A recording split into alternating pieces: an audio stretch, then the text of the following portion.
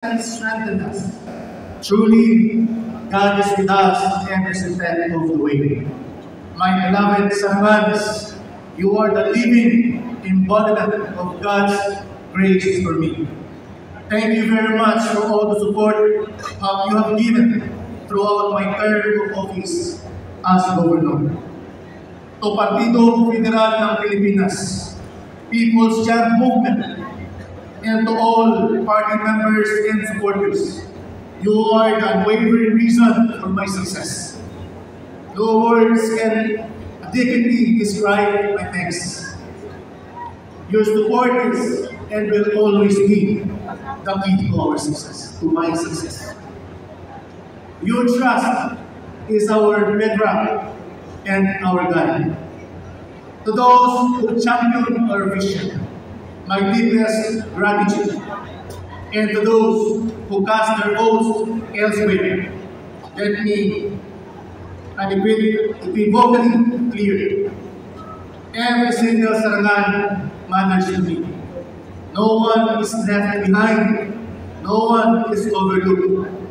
I will serve all of you with loyalty and a whole heart. From the remotest city to the busiest town center, we will neglect no one, leave no one behind. I extend my deepest gratitude to former Senator Manny Pacquiao, my brother, our forever people's champ. Thank you for inspiring and empowering me to dedicate my life to public service.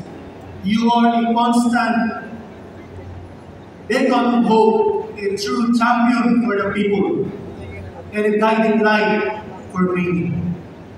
To my supportive parents and siblings, you're here, Mama Dionisia, Mas Pinlan, and the family.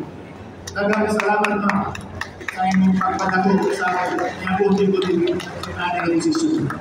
Sa akong pinagkalamahan, nabunan na ako amigo, akong katuwa sa basketball. Dagang salamat sa inyong presensya pa pag-iyak anak. And of course, sa akong igsuon, ang atong ating congressman sa party list, Congressman Bobby Pacquiao, Isidra Pacquiao, Manalisa, and of course, this is a part of our family, the mayor of the city of Los Santos, Mayor Loreline Pacquiao. And to my beautiful wife, and to his family, to my beautiful wife, Ibel, and to our wonderful kids.